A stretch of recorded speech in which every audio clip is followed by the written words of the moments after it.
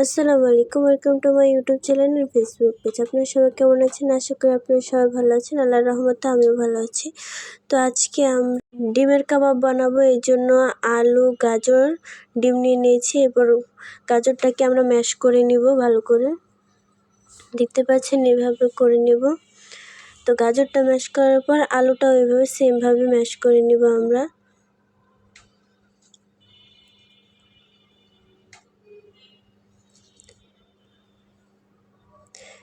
তো এরপর ডিমটাকেও একইভাবে আমরা এভাবে ম্যাশ করে নিব।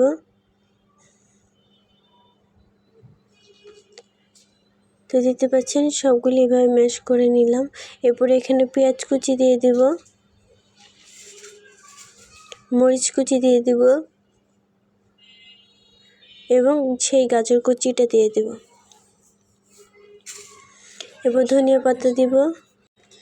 তো এরপর মরিচের গুঁড়োটা দিব যেন খেতে ভালো লাগে এবং কালারটা সুন্দর আসার জন্য হলুদের গুঁড়োটা দিব। এরপর লবণ দিয়ে দিব, বিট লবণ দিয়ে দিব যাতে খেতে খুব ভালো লাগে, এটা খাবার টেস্টকে বাড়িয়ে দেয়। এরপর এখানে চাট মশলা দিয়ে দেব, কর্নফ্লাওয়ার দিয়ে দিব 1 চামচের মতন এবং বেসন দিয়ে দিব 1 চামচের মতন, দিয়ে ভালো করে হাতের সাহায্যে নেড়ে নেব।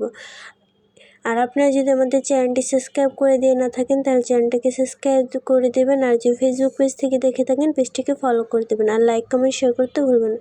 তো এইভাবে ভালো করে গুলিয়ে নিলাম, দেখতে পাচ্ছেন।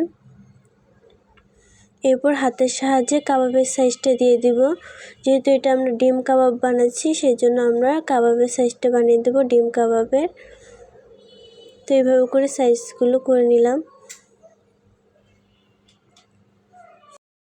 তো আমরা এইভাবে সবগুলি বানিয়ে নেব। এটা কিন্তু আপনারা ইফতারে বানিয়ে খেতে পারেন, খুবই সুস্বাদু এবং শরীরের জন্য খুবই উপকারী। যারা ডিম সিদ্ধ খেতে চায় না তাদেরকে এইভাবে বানিয়ে খেয়ে দেখতে পারেন, তারাও খেয়ে নেবে অনায়াসে 4-5টা। তো এইভাবে সবগুলি আমরা বানিয়ে নিলাম, দেখতে পাচ্ছেন একদম কাবাবের সাইজের মতন করে। এরপর চলে যাব চুলায়। তো চুলায় একটি প্যান বসিয়ে দিলাম। তো তেলটা গরম হওয়ার পরে আমরা এটা দিয়ে দিব একে একে। সাবধানে দেওয়ার চেষ্টা করবেন, তেল কিন্তু ছিটে যেতে পারে। এটা কিন্তু রমজান মাসে খেয়ে দেখতে পারেন আপনারা, এটা রমজানের জন্যই বানানো হয়েছে। তো এরপর ভালোভাবে উল্টে নিব আমরা নেড়েচেড়ে,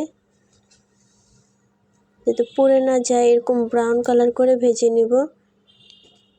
তো ব্রাউন কালার করে ভেজে নিলাম এবং ক্রিস্পি করে ভেজে নিলাম, দেখতে পাচ্ছেন। এরপর আমরা উঠিয়ে নেব তেলটাকে ভালো করে ছেঁকে এবং পরিবেশন করে আপনাদের দেখাচ্ছি। তো আপনারা দেখতে পাচ্ছেন কত সুন্দর দেখাচ্ছে। এইভাবে কিন্তু বাসায় একবার বানিয়ে খেয়ে দেখতে পারেন। আর আপনারা যদি আমাদের চ্যানেলে নতুন হয়ে থাকেন চ্যানেলটিকে সাবস্ক্রাইব করে দেবেন। আর যদি ফেসবুক পেজ থেকে দেখে থাকেন তাহলে ফেসবুক পেজটাকে ফলো করে দেবেন। এভাবে আমাদের পাশে থাকবেন। তো দেখতে পাচ্ছেন কতটা ইয়ামি এবং ক্রিস্পি হয়েছে। তো সবাই ভালো থাকবেন, আল্লাহ হাফেজ।